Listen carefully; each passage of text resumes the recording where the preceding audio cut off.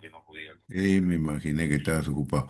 Sambo, una ¿Qué chiquita fue? porque tengo clase a las 8. ¿Cuál era Ya. el T1? Eso que me gustó.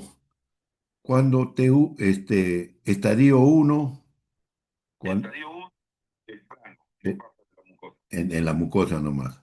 Estadio 2, Estadio 2 es avanzado. O sea, para eso primero tienes que hacerle la diferencia. Que estadio 1, el temprano, es hasta la submucosa, perdón. Estadio 1 es hasta la submucosa. ya. Y una vez que pasa la muscular, ya es avanzado. Sí, ¿Ok? Entonces, cuando dices estadio 1, es el que solamente llega hasta la submucosa.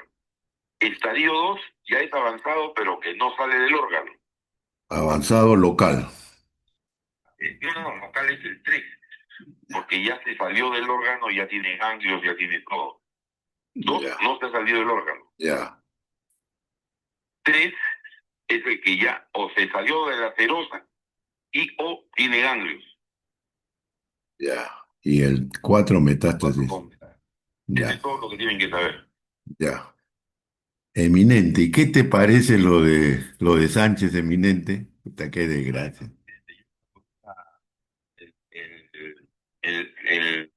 Lo que sacó Ipsos el día domingo, Sí. yo dije, puta, que estos se están manipulando. Pero creo que no ha sido manipulación, Sambor. Ha ganado en todas las terranadas. Este carajo es un Sí. bosteado, pues porque recién eh, tenía 33% en Datum, salió que tenían 33% en el área rural, ¿sabes? Y por más que sí. Sí. Y desde ayer que vi que se acercaba a menos de 1.000, lo pasó a 1.200. Ahorita son casi 40.000 votos de diferencia, Sam. Estoy hablando del extranjero, ¿no? Bueno, en el extranjero vamos a ganar ahí, pero no sé si compensa, no creo, cara. Pero, Sambo, ¿qué hacemos con este país, carajo? Y también porque son sus vicepresidentes. Ah, sí, ya vi, ya. Son dos mujeres, ¿no? Y la otra, no me acuerdo de la otra. La otra la mete junto en una licuadora y no sale una regular siquiera. Sambo, pero ¿sabe cuál es mi impresión? Este de acá es un vivazo.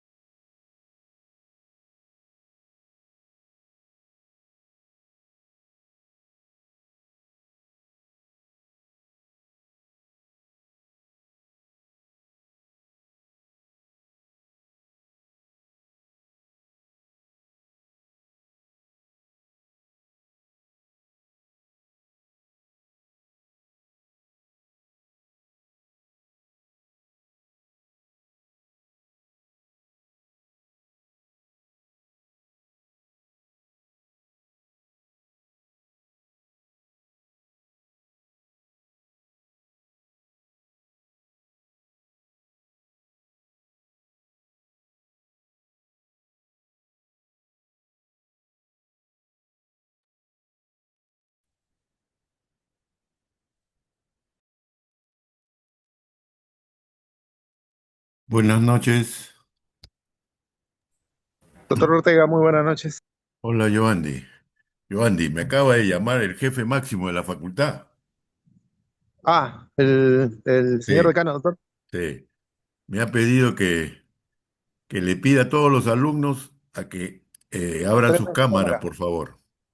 Listo, doc, les voy a informar. Chicos, por favor, a todos prendan la cámara, si no van a ser retirados del aula. Prendemos, por favor, la cámara.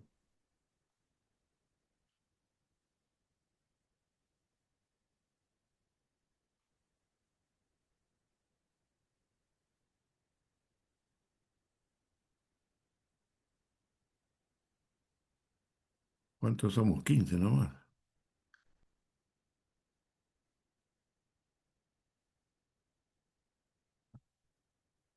Y solamente hay una, dos, tres, Solo cuatro hay, cámaras. Cuatro sí, alumnos nomás. Y el resto no por favor, están. señores alumnos, prendan sus cámaras.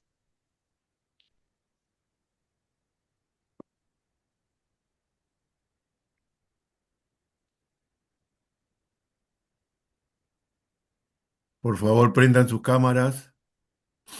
Ana Lucía Vergara, Anie Galindo, por favor, prendan sus cámaras. Asencios, Ensole, prendemos cámara.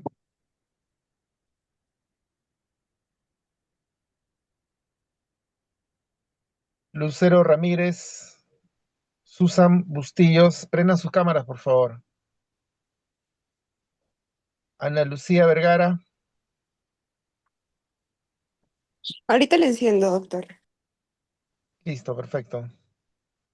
Bueno, Susana muy, Bustillos, Doc, ya casi todos tienen, sí, faltarían dos. ya, tú te encargas, Sí, yo veo, Doc, no se preocupe. ya, listo, gracias. Muy bien, esta es nuestra primera clase, así que yo me identifico. Yo soy el doctor David Ortega, soy cirujano general, hago coloproctología, pero además de cirugía general, cirugía oncológica, he trabajado en el Hospital Revaliati y con ustedes voy a revisar una parte de oncología quirúrgica, que es una parte un poco aburrida, difícil. Espero que no los aburra tanto. Encontrar cuando hagamos trauma múltiple o politraumatizado. Muy bien, voy a, voy a compartir.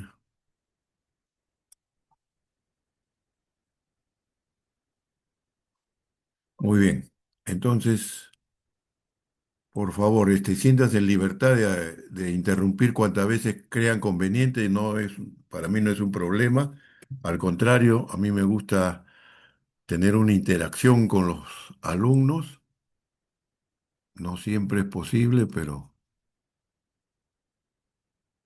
muy bien, entonces vamos a hablar sobre oncología quirúrgica, que es un capítulo demasiado grande para resumirlo en una hora. Entonces yo voy a tomar lo que considero yo los aspectos más importantes y que si alguno de ustedes cree que podamos ampliar algo, simplemente me lo dice y si estamos en capacidad de hacerlo, lo haremos. Esta clase la he dividido en 5 partes: introducción, carcinogénesis, que es la parte más pesada de esta charla, los marcadores tumorales en el tubo digestivo, la clasificación TNM, que es la clasificación que se van ustedes a encontrar en todos los cánceres, y vamos a hablar generalidades del tratamiento. Empecemos con la introducción. Fíjense, esta estadística es del año 2022, no ha salido publicada más, más cercana, digo, en la que, ¿qué les quiero demostrar? Les quiero demostrar que hay muchas enfermedades que hemos ido venciendo a través del tiempo, ¿no? Eh, Enfermedades infecciosas con los nuevos antibióticos, enfermedades inmunológicas, qué sé yo.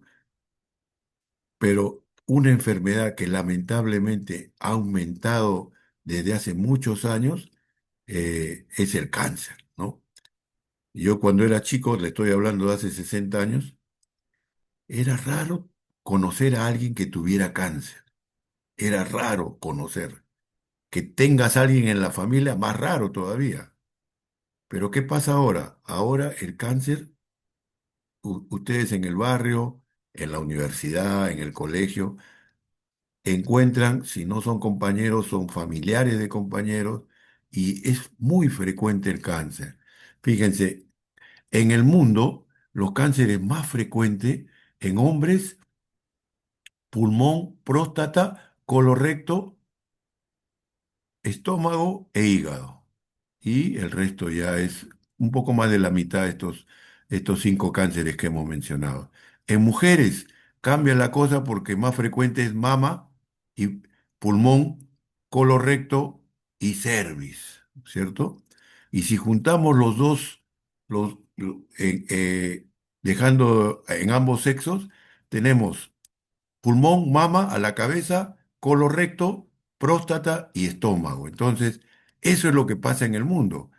¿Qué pasa en el Perú? Perú tiene que pasar algo similar, ¿no? Sin embargo, no, hasta hace algunos años decíamos que había alguna incongruencia entre lo que pasa en el mundo y lo que pasa en nuestro país, ¿no?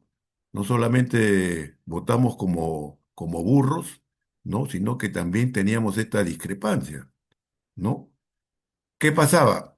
Que en el Perú la incidencia era en hombres próstata, estómago, colorecto, enfermedades linfáticas, ¿no? Y leucemia, que eran los más frecuentes en hombres. En mujeres, a la cabeza, mama, cervix, ¿sí? Estómago, colorecto y tiroides, me parece que es el siguiente, ¿sí? Y cuando juntábamos ambos sexos, próstata, mama, estómago, colorecto y cáncer de cervix. Tengo la estadística de lo que pasa en el Perú hasta el año 24, en el primer trimestre del año 24. Yo les decía, en las estadísticas hasta el año pasado, yo repetía la estadística que decía que en el Perú el cáncer de tubo digestivo más frecuente es estómago y después colorecto, mientras que en el mundo era al revés, primero colorecto y después este, estómago. Bueno, ahora ya casi se ha equiparado. Indudablemente atribuyo yo a eso a una falta de una buena estadística, a una que tengan una base amplia, ¿no es cierto? En el Perú, más frecuente, cervix, fíjense, cervix es una vergüenza que sea eso, ¿no? Porque está ahí a la mano, lo podemos examinar. Mama, también está a la mano, ¿no? Lo que nos falta es cultura, prevención, ¿no? Esto no debería pasar. Esto no debería pasar. Esto simplemente demuestra que nuestro sistema sanitario y nuestra prevención y diagnóstico temprano están muy mal, pésimos, ¿no? Después le sigue cáncer de piel. El cáncer de piel es muy frecuente en ancianos, ¿no? Se mueren de cualquier cosa menos de eso. Y después aparece colo y recto y después estómago. Y después siguen hombres próstata. Esa es nuestra realidad. Eso es lo que sucede en nuestro país. ¿Va a disminuir esto? Probablemente no. Sea todo lo contrario, que aumente esta patología, ¿no? Y que sea una de las principales causas de muerte. ¿Qué sabemos del cáncer? ¿Qué sabemos del cáncer? Desde el año 50 y tantos se comenzó a darle mayor importancia al cáncer y nos enfocamos en tratar los síntomas, ¿no? Cuando teníamos que haber ido a la raíz de todo. Han pasado muchos años y hemos tomado la conciencia que hay que ir al origen de esto. ¿Conocemos el origen de esto? En muy pocos casos. Pero lo que sí sabemos es lo que se llama la carcinogénesis. ¿Qué es la carcinogénesis? Es la evolución de un tejido normal a un tejido canceroso, a una neoplasia. ¿sí? Y esto tenemos que hablar eso que ustedes aprendieron en ciencias básicas, que es genética. La genética cada vez más va a tomar un rol importante en nuestra vida profesional, ¿sí? Ustedes saben que en el núcleo de cada célula tenemos un ADN, que es el ácido desoxirribonucleico, que es una doble cadena de polipéptidos que están unidos por bases nitrogenadas. Les adelanto, adenina, timina, citosina, guanina, que son las bases nitrogenadas que sirven para unir ambas cadenas helicoidales, ¿no es cierto? Premio Nobel de Medicina a quienes descubrieron esto. Estos Estas cadenas están formadas por un nucleótido que consta de una molécula de azúcar, una molécula de ácido fosfórico y una base nitrogenada, un aminoácido. ¿Sí? En el DNA tenemos cuatro bases nitrogenadas: adenina, timina, guanina, citosina. ¿Y por qué hago una pausa y hago los emparejo? Adenina, timina, guanina, citosina, porque normalmente la adenina solo y solamente se une a la timina, así como la guanina solo se une a la citosina. ¿De acuerdo? Esto es importante recordarlo porque uno de los mecanismos que conocemos de cáncer, el que mejor conocemos, tiene que ver con estas alteraciones. ¿Qué es un gen? Es la subunidad del cromosoma, del ADN. El gen está formado por tres partes: un intrón en la parte central y las dos laterales, que son los exones, que forman todo este gen, y que se pensó que el exón era cumplía una función de protección al intrón. Sin embargo, últimos estudios están demostrando que también tiene una importancia de la que no conocemos en su totalidad. ¿Qué es un codón? Fíjense, acá están las dos hélices de las cadenas pépticas que están unidas. Citosina, guanina acá, timina, adenina, adenina, timina acá. Bueno, cuando tenemos tres: guanina, timina, timina, a eso le llamamos un codón, ¿sí? Y este codón da una orden para que aparezca ahí un aminoácido. Los siguientes tres: aparece otro aminoácido que se une al anterior y forman una cadena polipeptídica que tiene una función específica. Va a ir al ribosoma y va a generar una, un mensaje para que se produzca tal enzima que actúe a nivel celular. ¿De acuerdo? Entonces, ¿cómo se manifiesta el DNA o ADN? Me disculpan la costumbre del DNA, la guachafería esa que aprendí, ¿no? Por sus siglas en inglés. Voy a tratar de hacer ADN, pero se me va a salir de cuando en cuando. Entonces, ¿cómo se manifiesta? ¿Cómo llega el ADN a cumplir su función? A través de los codones, que da una formación de una cadena de aminoácidos que van a tener una función específica. ¿De acuerdo? Y tenemos que hablar de la replicación del ADN. ¿Qué es la replicación? Cuando un ADN se convierte en dos nuevos ADNs. Se dividen y se les adosa otra cadena helicoidal.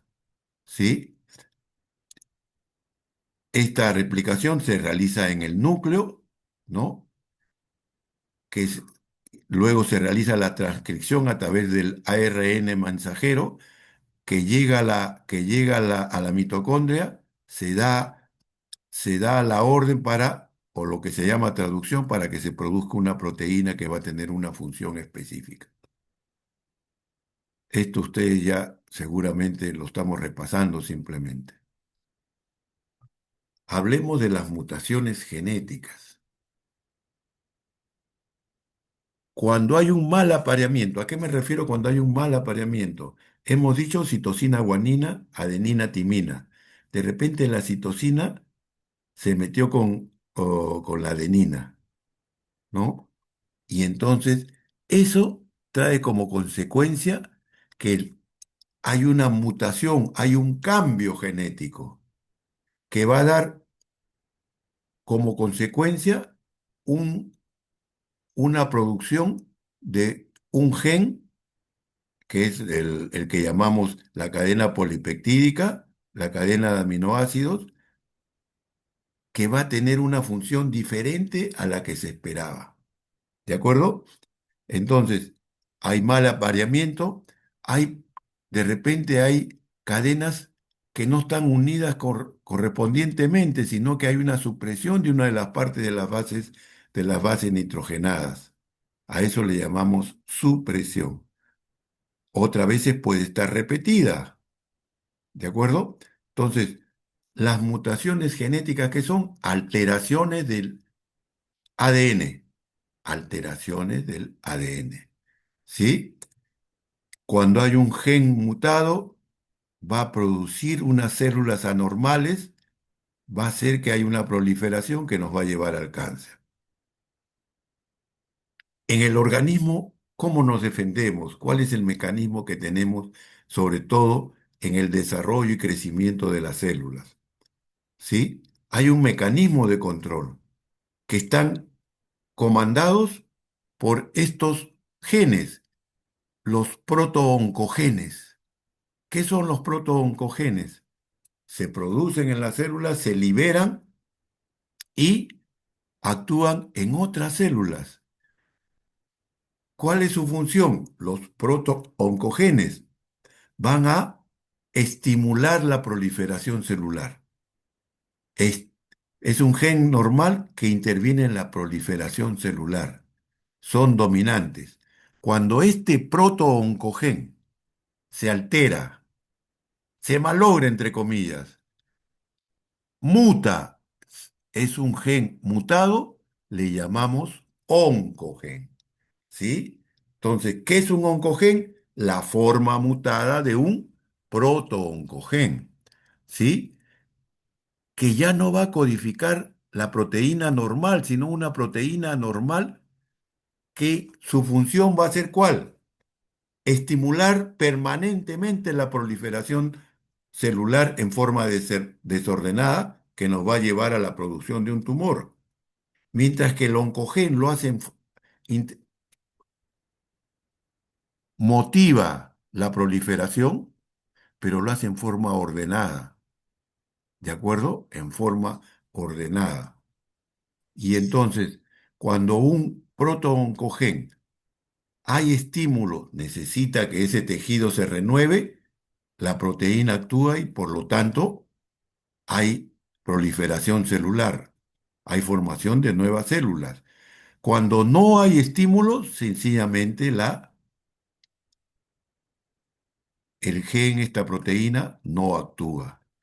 Pero cuando se produce una mutación del gen, toma el nombre de oncogen, esta proteína, o oncoproteína algunos le llaman, va a estimular en forma permanente, necesite o no necesite que haya renovación celular, que haya proliferación celular. Va a estar permanentemente estimulando a que haya la división celular y la formación de nuevas de células que nos van a llevar a un tumor, cáncer. ¿Sí? Los oncogenes, simplemente por cultura general, ya conocemos mucho de estos oncogenes, ¿sí? Eh, y y estamos tratando de armar ese rompecabezas que cada vez que parece que ya hemos llegado, aparecen nuevas piezas que no sabemos dónde encajarlas. Acá hay un ejemplo también de oncogenes, algunos tienen origen viral. Muy bien, entonces tenemos los que promueven la proliferación celular, pero hay otros oncogenes que se oponen se oponen a los que motivan, estimulan la proliferación, que son los genes oncosupresores, ¿sí? Ejercen un efecto antiproliferativo, ¿sí? Que cuando ven que se cumple la necesidad que tenía de producirse una proliferación, detienen la división celular y paran el crecimiento, ¿sí? Esos son los genes oncosupresores. Pero cuando estos genes oncosupresores se mutan, se alteran, se malogran, entre comillas, ya no van a cumplir esa función. Dejan que el tejido se siga proliferando y la consecuencia es un tumor. Entonces, los protooncogenes y los oncosupresores están en una balanza. Unos estimulan, otros le dicen, hasta aquí nomás, ya no necesito más. Pero cuando estos genes se mutan, hay una permanente proliferación y hay una permanente ausencia de decirle, ya no hagas más división celular, proliferación. ¿Sí? Y así como el oncosupresor solamente actúa cuando es necesario, la proteína actúa, cuando no hay estímulo, no actúa. Cuando este oncosupresor se muta, siempre está actuando. Es decir, no cumple con su función. En realidad no actúa, ¿no es cierto? No actúa en ninguno de los dos, especialmente cuando hay estímulo. Y la consecuencia es tumor, cáncer.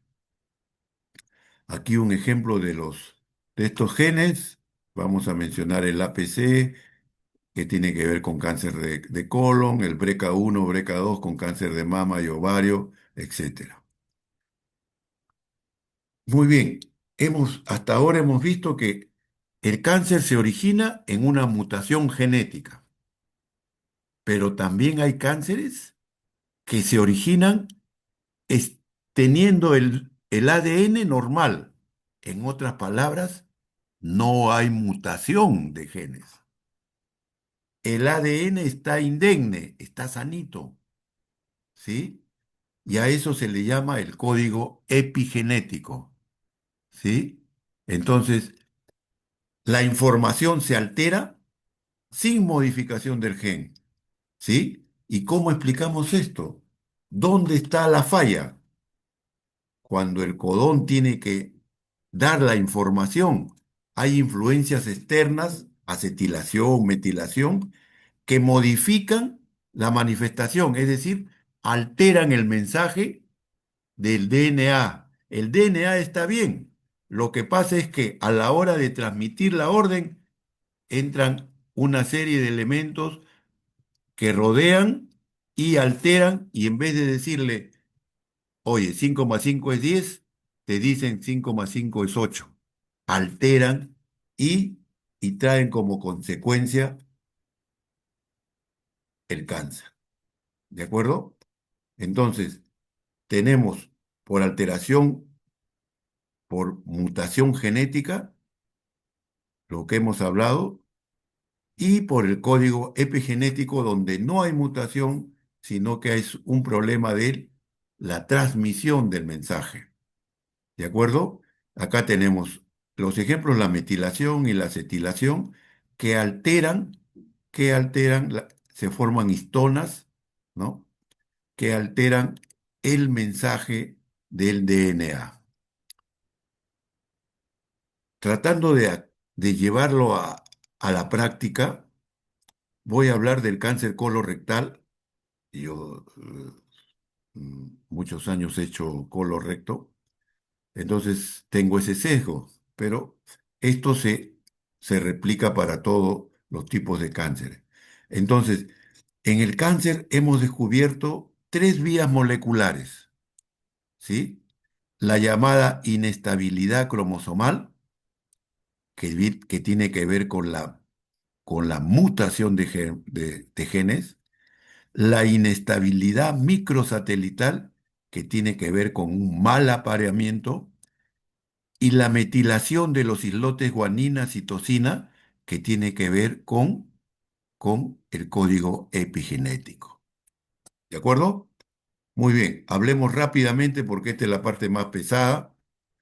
Imagínense, si lo que he hablado es aburrido, esto es un poquito más aburrido. Inestabilidad cromosomal. Acá lo que el concepto es, hay mutación genética. Ya, con eso me conformo. Si lo logran capturar eso, se van a pasear. Cuando vayan al hospital, pregúntenle a su tutor qué es una inestabilidad cromosomal. 95% que no contesta. ¿Sí? Entonces tienen que lucirse ustedes. ¿De acuerdo? Hay un proceso producido por una alteración de los cromosomas que modifica la información genética, donde participan los oncogenes y los genes supresores. Resumiendo, mutación genética. En el cáncer colorectal se detecta en el 85% de los casos. El pronóstico va a depender, es pobre el pronóstico, pero en realidad va a depender del estadio. Ya vamos a hablar de eso. Sabemos que esta cadena empieza con la mutación de un gen que llamamos APC, el, el el pólipo adenomatoso cólico sería del colon, esas serían las siglas que le han puesto, ¿no? Y sabemos que estas alteraciones se encuentran en los cromosomas 5, 18 y 17, que en el 18 puede haber una repetición, que hay un brazo más alargado, ¿sí? Y que conocemos buena parte de ese proceso, pero no lo conocemos en su totalidad. Y acá tienen ustedes unos ejemplos de los oncogenes, por ejemplo, la familia del KRAS, ¿sí? O los genes supresores, el APC, el DCC, el P53. Este P53 es la última llave para que una célula sea cáncer ya. Parece que es la última puerta que conocemos y la llave está acá. Cuando se muta esto, ya estamos realmente en un proceso canceroso. ¿Sí? Entonces, cuando una mucosa normal, voy a hablar de cáncer de colon,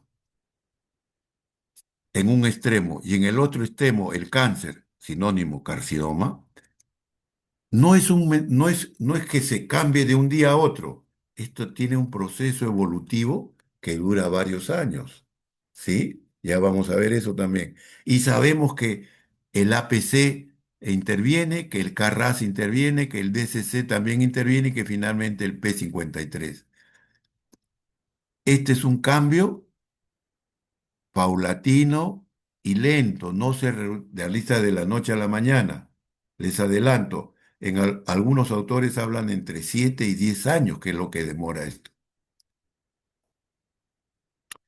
Dos palabras sobre la inestabilidad microsatelital. Es lo que yo les decía. La adenina con la timina siempre se unen. La citosina con la guanina. ¿Sí? Pero fíjense acá. Se ve el puntero, ¿no? ¿Se ve el puntero? ¿Alguien que me conteste? Sí, doctor, sí, se está Se ve el puntero, ya, perfecto. Fíjense, acá está la adenina con la guanina. ¿Qué pasó acá? Se dice que estas replicaciones pueden producirse hasta 1 millón de procesos por día en el ser humano. Entonces, es lógico que pueda, pueda haber algunas fallas en el sistema, pero para eso también está preparado nuestro organismo, ¿no? Y existe lo que se llama el mismatch repair, ¿no? Que es una reparación de defectos o problemas que tiene el ADN. Entonces, cuando este sistema de mismatch repair, que son 6 enzimas, dada por 6 genes, ¿no? Lo detecta, lo retira el codón que forma parte y lo reemplaza por uno adecuado. Y recién lo libera para que vaya a formar parte de un núcleo, de una célula, de un órgano, de un sistema. ¿Sí? Pero ¿qué pasa si este sistema de reparación está disminuido o casi no trabaja? ¿Qué sucede? no va a poderse detectar estos errores y lo que vamos a tener en la circulación son DNA defectuosos que van a estar formando parte de un núcleo, de una célula, de un órgano, de un sistema. Y que esta alteración hace que en algún momento se den órdenes de que haya un crecimiento, una proliferación celular excesiva, no controlada y que nos lleva a la producción de un cáncer. ¿Sí? ¿De acuerdo? Este sistema es el que mejor conocemos. Lástima que en el cáncer de colon representa menos del 5%. ¿Sí? Pero sí conocemos desde la A hasta la Z, desde que empieza la célula normal hasta que llega a cáncer. ¿De acuerdo? Es lo que se conoce como síndrome de Lynch en cáncer de colon. Entonces, hay una mutación que produce mal apareamientos o apareamientos anómalos de nucleótidos que se repiten en el DNA y cuando uno estudiaba veía como unos puntitos redonditos, como si fuera un sistema planetario, por eso le pusieron inestabilidad microsatelital. No tiene nada que ver con los satélites, pero esa fue la impresión que les dio. Causado por una inactivación del sistema MMR, Mismatch Repair, que, que repara los errores del DNA durante la replicación y que está formado por 6 genes. Toda esta sopa de letras, los más importantes, el MSH2, el MLH1 y el MSH6, son los más importantes. Ya les dije, es el mecanismo que mejor conocemos y en cáncer de colon lo vemos en el síndrome de Lynch. Y esto es lo que pasa, fíjense, cuando hay inestabilidad microsatelital. Ya sabemos que hay una enzima, perdón, que hay un gen, la beta-catenina, el BAX-TCF, etcétera, etcétera, etcétera. Y sabemos cuánto más o menos demora una mucosa normal del colon llegar a producirse un cáncer. ¿Sí? Fíjense, yo les hablaba entre 7 y 10 años cuando hay inestabilidad microsatelital. Perdón, inestabilidad cromosomal. Cuando es inestabilidad microsatelital, esto es de 1 a 3 años. La inestabilidad cromosomal es más frecuente en cáncer hereditario. Cuando tenemos un paciente con cáncer menor de 50 años, pensamos en esta patología y tratamos de identificarla. ¿Cómo podremos estar seguros que estamos frente a una inestabilidad microsatelital? Dosando estos genes, que de hecho ya se hace. Si el MSH2, el MLH1 y el MSH6 están disminuidos o no se expresan, el diagnóstico es un síndrome de Lynch, cáncer hereditario. Y este, a diferencia del cáncer que conocemos como esporádico, ¿no? Este puede repetirse cada 2 o 3 años. Por lo tanto, la vigilancia que yo le voy a dar a un paciente con inestabilidad cromosomal sería entre 7 y 10 años. Nos hemos puesto de acuerdo y el consenso es que sea cada 5 años. ¿Sí? Mientras que en el cáncer que tiene inestabilidad microsatelital, esto debería ser un control anual, sobre todo en colon, una colonoscopía. ¿De acuerdo? Pero para que no digan que solamente es en colon, les traigo unos genes. El cáncer de mama también se conoce como esporádico y hereditario, un 7%. Este hereditario se relaciona a dos enzimas, el BRCA1 y el BRCA2. Estos BRCA1 y BRCA2 se relacionan ¿a qué? A cáncer de mama y cáncer de ovario. ¿Sí? ¿De acuerdo? Angelina Jolie, la actriz. Ella tenía abuela que murió de cáncer de mama, mamá con cáncer de mama, tía, abuela, no sé qué más, con cáncer de ovario. Ella se dosó este gen. Ya podemos dosarlo, podemos determinarlos. Algunos genes podemos hacerlo y de hecho en Estados Unidos la gente tiene esa precaución de hacerse algunos genes. Ella se hizo el BRCA1 y le salió positivo. ¿Qué significa esto? ¿Que tiene cáncer? No. Significa que la probabilidad que tenga cáncer va a ser mucho más alta que si no tuviera este gen mutado. ¿Qué hizo la señorita esta? Se sacó la mama y se sacó el ovario. Y nunca más se va a morir de cualquier cosa, menos de cáncer de mama ni cáncer de ovario. ¿De acuerdo? Discutible esa actitud, ¿no? Pero es lo que está pasando. ¿De acuerdo? Entonces, ¿qué otro cáncer hereditario? Ya hablamos de mama, ovario, colorecto no polipósico, que es el síndrome de Lynch, y tienen ustedes todos otros cánceres de estirpe hereditaria, donde podemos determinar los genes y podemos ir estudiando a la familia, ¿no? Porque, por ejemplo, en el cáncer de Jolie, que tenía cáncer el gen, el BRCA1, que tenía relación con el cáncer de mama, a ella, ¿qué hacemos? Le haremos una mamografía, no sé si cada 8 meses, cada 12 meses, y a la primera aparición de una imagen sospechosa se le opera, ¿no? Para eso sirve esto. Si yo hago un seguimiento de un cáncer de colon, de un cáncer hereditario, cuando aparece el tumor pequeñito, el cáncer cuando está, ya vamos a hablar de estadio, cuando está en estadio 1, es 100% curable.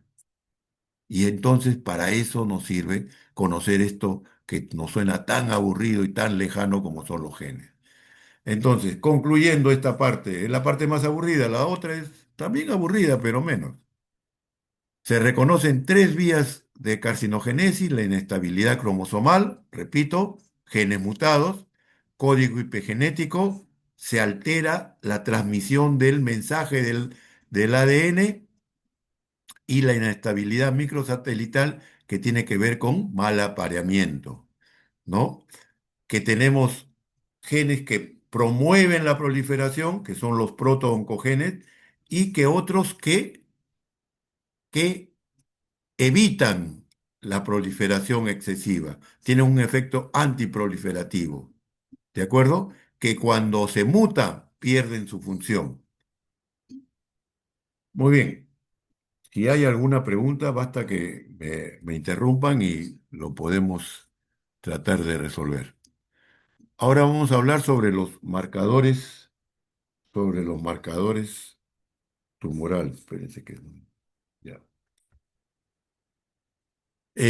Marcadores tumorales en cáncer digestivo. Hablar de marcadores tumorales nos tomaría todo un año. ¿Sí? ¿Qué son los marcadores tumorales?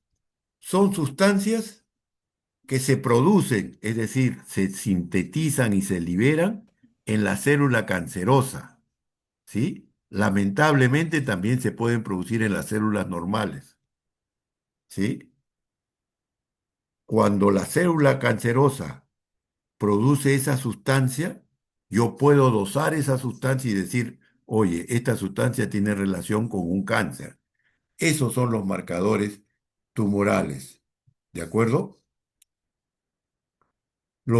Su aplicación está dado en el tamizaje, también conocido como triaje o prevención, en el diagnóstico, en el pronóstico y en la vigilancia, seguimiento o control generalmente posoperatorio.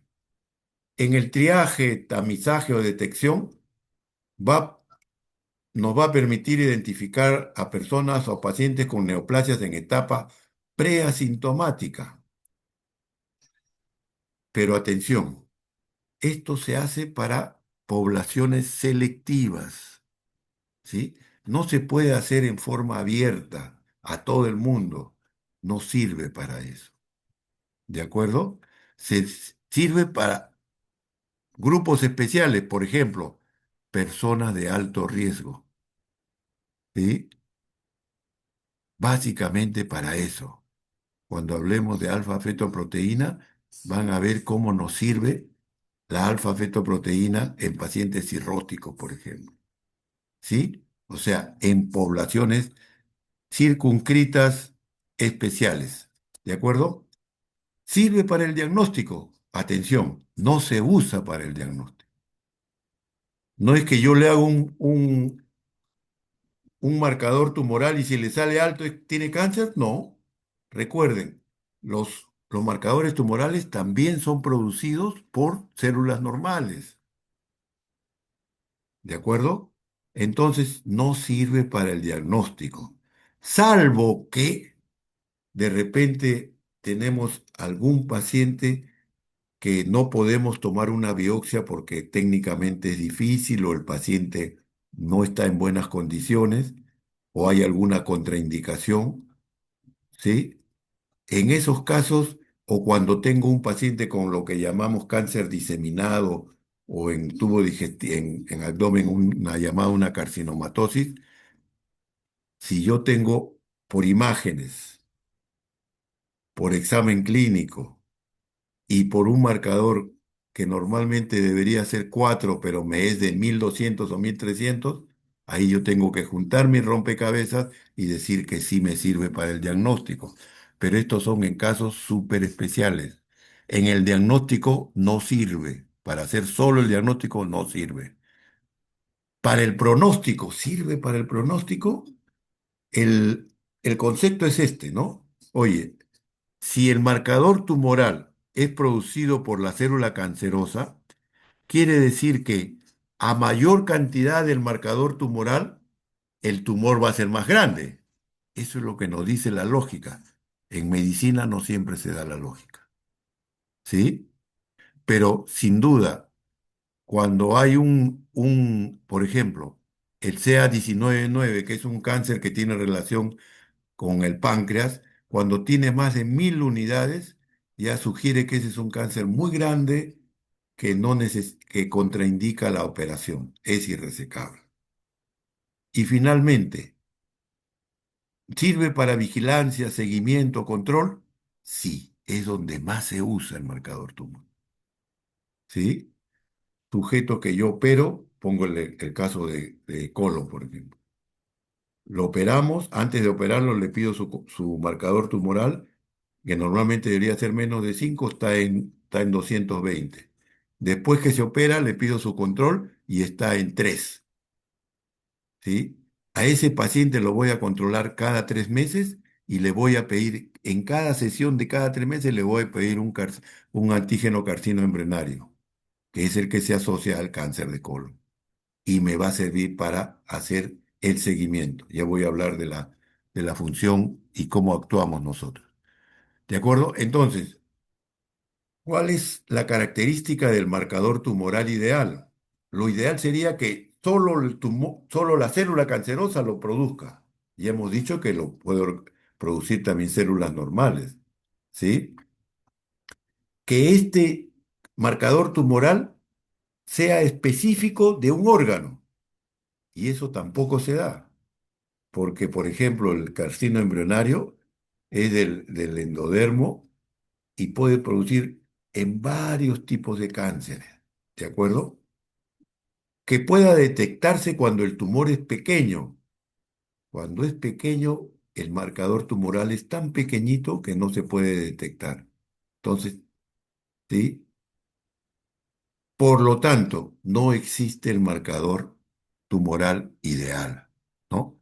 No hay ningún marcador que sea útil para todo tipo de cáncer.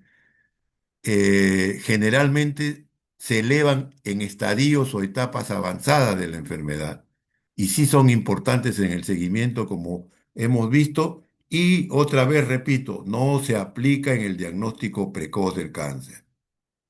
Los marcadores que vamos a mencionar rápidamente es el antígeno carcino embrionario, el CEA, ¿sí? Que tiene que ver con el cáncer colorectal, el antígeno 19-9, el CA 19-9, que tiene que ver con el cáncer de páncreas, y la alfa-fetoproteína, que tiene que ver con el cáncer de hígado, hepatoma o hepatocarcinoma, todos sinónimos. Empecemos con el antígeno carcino embrionario, le llamamos CEA nomás, ¿sí? En cáncer de colon, es muy importante. ¿sí? En estadios iniciales no sirve, lamentablemente no sirve, ¿de acuerdo? Pero si yo tengo un paciente con síntomas de un cáncer, con sangrado, baja de peso, ¿no? Le pido un CEA, seguramente me va a salir elevado. Le hago una colonoscopía y me va a confirmar el diagnóstico. ¿Sí? Pero no necesito pedir si sé la clínica de los tumores, lo voy a usar. ¿Para qué? Sobre todo para seguimiento. ¿Sí? Su principal aplicación es el CEA. Del CEA es la vigilancia, es el control, el seguimiento. Fíjate, tiene una sensibilidad del 80% y una especificidad del 70%.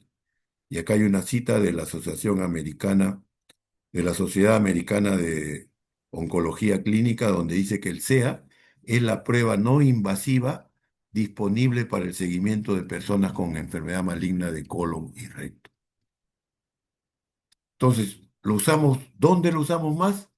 En el seguimiento, en el control. Yo operé al paciente, el CEA se le bajó, cada 3 meses le pido y si se mantiene en 4, en 5, en 3, no hay problema. Pero de repente al año se me eleva, le pido un control inmediatamente, está elevado, o sea, no ha sido falla de laboratorio, está creciendo ese número del marcador. ¿Qué es lo que tengo que pensar? Que hay una recidiva de la enfermedad y que la recurrencia, ¿sí? Puede ser a nivel hepático y retroperitoneal, donde es más sensible, y es poco sensible para la recurrencia local, peritoneal o metástasis a distancia. ¿De acuerdo?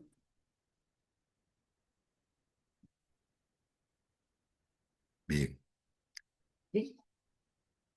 Este, una, una, una elevación lenta y paulatina del CEA indica la mayor parte de las veces una recurrencia loco regional, ¿sí? Mientras que un rápido incremento tipo logarítmico habla de una presencia de metástasis hepática. El cáncer de páncreas tiene su marcador, que es el CA 19,9. Ocurren niveles elevados en el cáncer de páncreas, pero también del tracto biliar distal. Entiéndase, colédoco distal. Entiéndase, ampolla de Vater. ¿De acuerdo? En el cáncer de páncreas, una sensibilidad del 81% y una especificidad del 90%, y en cáncer de vías biliares baja un poco a 60 y 70%, tanto la sensibilidad como la especificidad. Pero también hay trastornos benignos inflamatorios, ¿no? Que pueden elevar este marcador para que vean que también hay células. Las células normales pueden, de hecho, producen también este marcador. Lo vemos en pancreatitis aguda, crónica, cirrosis, colangitis e ictericia. Y la ictericia es importante porque en presencia de ictericia, este CA 19 no sirve, no funciona, ¿sí? La especificidad cae, ¿de acuerdo? Entonces, en pacientes no ictéricos, el CA 19 es un excelente complemento de estudios radiológicos para llegar al diagnóstico. Nuevamente, repetimos lo que ya hemos dicho, no sirve para estadios tempranos. Sí, acá hay un dato que dice que está elevado en el 55% de los cánceres que miden menos de 3 centímetros. ¿Y por qué ponemos 3 centímetros? Porque hay muchas escuelas que dividen el páncreas. Hasta 3 centímetros es resecable. Por encima de 3 centímetros es irresecable, aunque la mayoría de escuelas prefieren tratar de siempre sacar el tumor. Y lo que ya hemos dicho ya, valores por encima de 1000 unidades predicen la presencia de enfermedad metastásica, por lo que no, ya ni siquiera intentamos operar a este paciente. La alfa-fetoproteína es el otro marcador que tiene relación con el cáncer de hígado, que se llama hepatoma, hepatocarcinoma, eh, carcinoma hepatocelular. ¿Sí? A ver, aquí lo primero que tenemos que decir es que el cáncer de hígado es más frecuente en quienes, en pacientes que han tenido o tienen la enfermedad de hepatitis B, hepatitis C. Muchos de estos pacientes terminan en cirrosis y se ha demostrado que, que este cáncer hepatocelular, hepatoma, es más frecuente en esta población. Entonces, a esta población, a los cirróticos, ¿sí? Los que seguramente se van a manifestar por una hipertensión portal, vamos a hacerle en forma seriada alfa-fetoproteína, ¿sí? Y cuando se elevan, el siguiente paso va a ser determinar si hay un nódulo en el hígado. Normalmente, la mayoría de controles que se hacen con dos elementos, con alfa-fetoproteína, el marcador tumoral, y una ecografía de hígado. ¿Para qué? Si la ecografía de hígado te dice que hay un nódulo, hasta que se demuestre lo contrario, usted sigue pensando que es un cáncer. ¿De acuerdo? Si a ese nódulo usted le encuentra una alfa-fetoproteína elevada, el diagnóstico está casi hecho. ¿De acuerdo? Recordar que la alfa-fetoproteína también está elevado en cáncer de testículo, de célula embrionaria y del seno endodérmico. Entonces, para concluir esta tercera parte, no existe el marcador tumoral ideal, no sirve para diagnóstico precoz, su principal aplicación se da en la vigilancia y seguimiento de las neoplasias malignas. El CEA se usa en el cáncer colorectal, el CA 19-9 en cáncer de páncreas y la alfa-fetoproteína en el carcinoma hepatocelular o hepatoma. Hablemos algo de la clasificación TNM.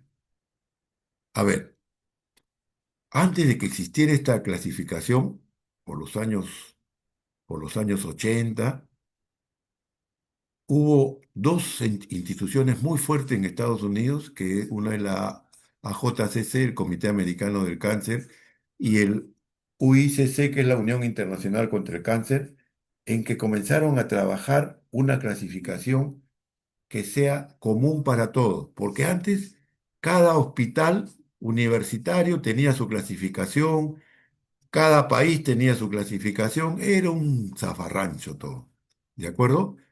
Este uniformizó criterios, ¿no? Para que todos hablemos el mismo lenguaje, ¿de acuerdo? Eh, ¿Cuáles eran los objetivos? Establecer un estadio, hablamos de 4 estadios, que nos sirven para tratamiento y pronóstico y unificar los criterios para la investigación. Porque si yo uso la misma clasificación, puedo juntar los pacientes del hospital de Tokio con los hospitales, con el del Memorial de Nueva York. Los junto y puedo hacer o los puedo comparar si hay manejos diferentes. ¿De acuerdo? El estadiaje o estadificación, realmente nosotros usamos estadiaje, pero es un neologismo en español porque en la Real Academia no existe el estadiaje, existe la estadificación, ¿sí? Se busca establecer la gravedad del cáncer. ¿Basado en qué?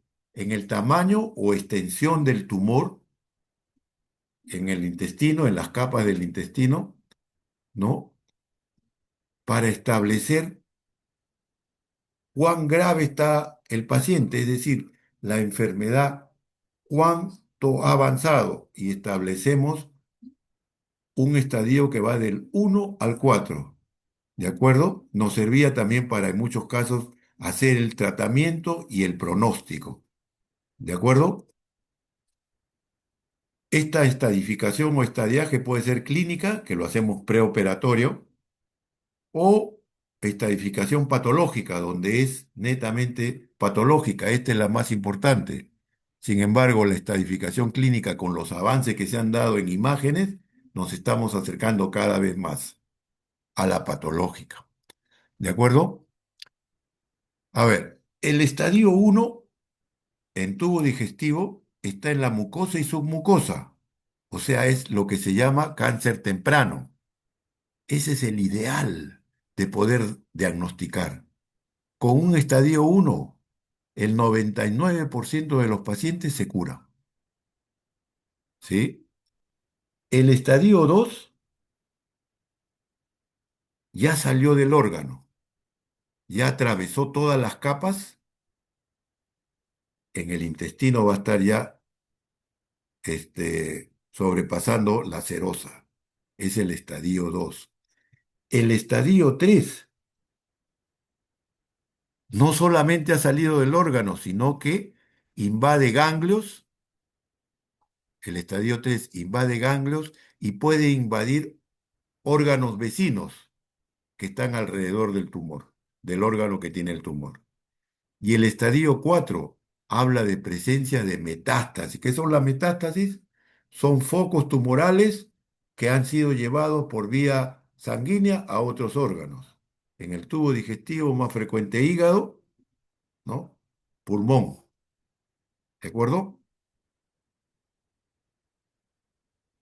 En patología tenemos que mencionar algunas cosas que creo que son importantes para que les sirva de base para hablar en oncología. El grado de diferenciación. A ver, adenocarcinoma. ¿Qué significa carcinoma cáncer? El cáncer que se ha originado en el adeno. El prefijo adeno es glándula. En la glándula de la mucosa, vamos a poner un ejemplo, estómago. Adenocarcinoma gástrico es un cáncer gástrico que se ha originado en la célula de la glándula de la mucosa gástrica. ¿Sí? Que puede ser bien diferenciado, moderadamente diferenciado o pobremente diferenciado, indiferenciado. Sinónimo del pobremente diferenciado, indiferenciado. ¿Sí? ¿Y esto es importante? Sí, es importante. Para empezar, casi todos los tumores son bien diferenciados o moderadamente diferenciados, 95%. 5%, un poco más, un poco menos, pobremente diferenciado. Y siendo los dos cánceres, el que tiene mejor pronóstico es el bien diferenciado y moderadamente diferenciado. Generalmente compromete a gente de edad avanzada, tiene un crecimiento lento y una diseminación hematógena. ¿Sí? En otras palabras, duran más. Mientras que el pobremente indiferenciado es un tumor muy agresivo, generalmente compromete gente joven, menos de 50 años, ¿sí? Tiene una diseminación linfática muy agresiva y que va a dar metástasis a distancia. ¿De acuerdo? Entonces, siendo los dos malos, el menos malo es el bien diferenciado o moderadamente diferenciado. ¿Qué otros factores, qué otros factores hacemos? Ya hablamos del grado de diferenciación y el tipo histológico.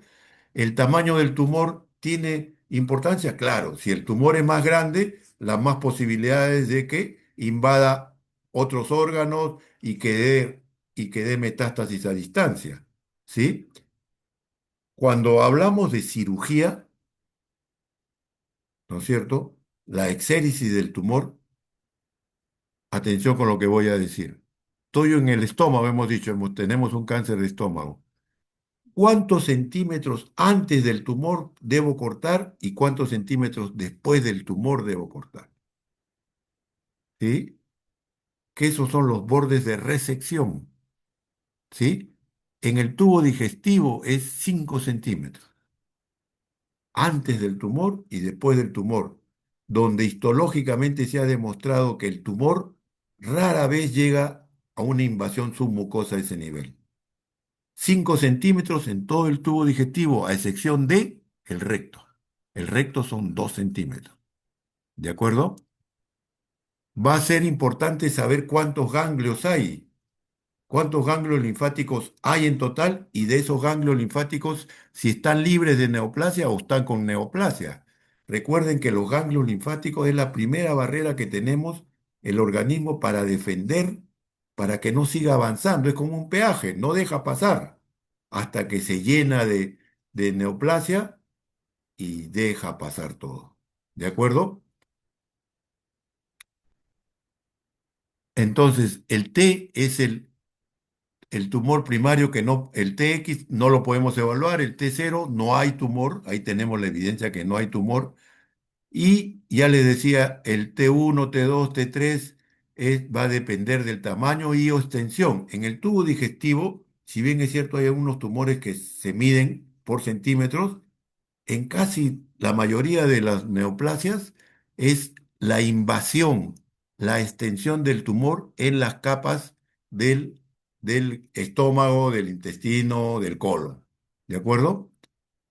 N es la presencia de ganglios con neoplasia maligna, ¿no? N0 no hay. Y N1 va a ser la clasificación, me van a hablar de N1 si hay uno, 2, a veces 3, N2, N3 es de 4 a 7, eso varía de órgano a órgano, ¿de acuerdo? Y M es metástasis a distancia, M0 no hay, M1 hay. Y con eso yo voy a formar un estadio, ¿sí? El estadio 1 sería un T1, N0, M0. O sea, el estadio 1 solamente se quedó en mucosa. ¿De acuerdo?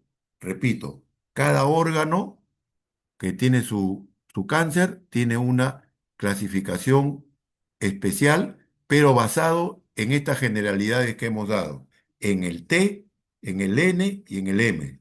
El T es algunas veces el tamaño o en el tubo digestivo la invasión del tumor. Se quedó en la capa mucosa, llegó a la capa muscular, pasó la serosa, invadió otros órganos, eso es el T.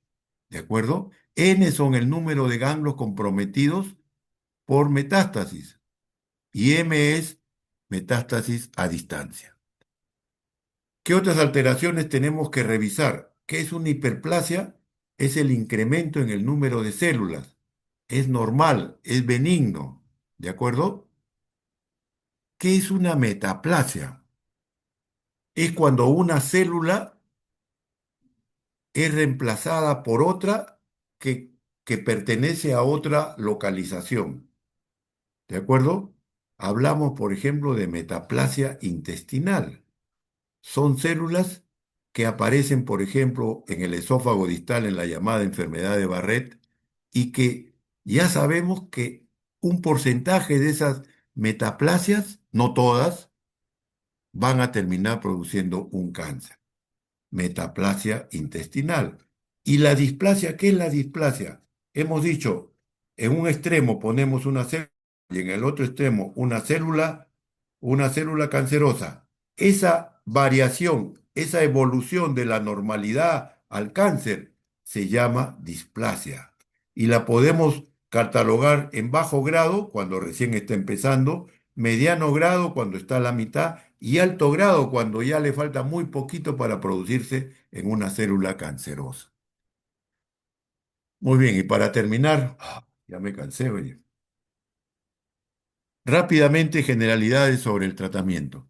El tratamiento antes hablaba yo de un trípode, ahora hablo de una mesa de 4 patas. Una es la cirugía, yo soy cirujano y digo que es lo más importante. Otra pata importante es la radioterapia y otra es los oncólogos que manejan la quimioterapia y últimamente que he ingresado con mucha esperanza por todos nosotros, por los buenos resultados que estamos viendo, la inmunoterapia. A ver, este es un dato extraído de un libro, Oncología de De Vita, que es uno de los autores libros sagrados de la oncología, en que cuando habla de curación en el tratamiento del cáncer, la cirugía sola cura el 50% del cáncer. La radioterapia cura el 27%. Cuando yo junto la cirugía y la radioterapia, fíjense, 57 más 27, 77, le agrego 13 más, 80, 90%. 90% de las patologías cancerosas se curan con cirugía y radioterapia, solas o acompañadas o simultáneas. ¿De acuerdo? ¿La quimioterapia cura? Sí, cura. 2,8%. Yo creo que esto ha subido un poco, ¿ah? Tendría que actualizar este dato. Pero la quimioterapia con otros regímenes pasa el 5%. Y entonces hay que hablar acá de alguna terminología. La remisión, ¿qué es la remisión? Hablamos de parcial y total. Total cuando el tumor desaparece por completo, ¿sí? Y esto me da pie para hablarles de una estupidez que mucha gente, pero, muchos médicos promocionan, ¿no? Este, de su época creo que es Jarabe de Palo, un cantante que tuvo un cáncer de colon. A los 6 meses del tratamiento dijo, mi oncólogo me ha dicho que estoy sano, que ya no tengo células tumorales. Se murió antes de los 5 años, ¿sí? Señores, el cáncer no se declara curado hasta que han pasado 5 años. En mi servicio operábamos mucho cáncer de colon y recto y yo les decía a los pacientes, si en 5 años estamos vivos, celebramos juntos. Mientras tanto, tu enfermedad está controlada, pero no está curada. No cometan esa idiotez de decir, ya se curó. No, esperen 5 años y digan que esté curado. ¿De acuerdo? La recurrencia es la reaparición del tumor de la neoplasia maligna tras un periodo largo de ausencia. A eso le llamamos recurrencia. Eso es cuando hacemos el control, el seguimiento, ¿no? Que usamos los marcadores tumorales. Si se eleva un marcador tumoral, hago otra serie de estudios y le identifico el tumor. La persistencia es cuando el tumor no lo he sacado completamente porque invadía vasos importantes o porque no podía estar seguro de dejar de sacar todo el tumor, ¿no? Margen de resección, ya hablamos, 5 centímetros antes y después del tumor en todo el tubo digestivo, a excepción del recto que son 2 centímetros. Y hablemos ahora de los tipos de resección quirúrgica. R0 significa que he sacado el tumor totalmente, macroscópica y microscópicamente. ¿De acuerdo? A eso le llamamos R0. R1, oye, he sacado un tumor de colon derecho, lo he sacado bien, lo he sacado completo, pero a la semana el patólogo me dice, ¿sabes qué? El margen distal está comprometido por neoplasia maligna. A eso se le llama R1, presencia microscópica del tumor. ¿Sí? Yo no me di cuenta o el tumor es muy agresivo y avanzaba más de lo normal, no sé. ¿De acuerdo? Y R2 es cuando soy consciente que no he sacado todo el tumor, que he dejado una parte porque no pude resecar, está pegado a un vaso que lo invade, tendría que hacer resección de un vaso importante, mejor no hago nada. ¿De acuerdo?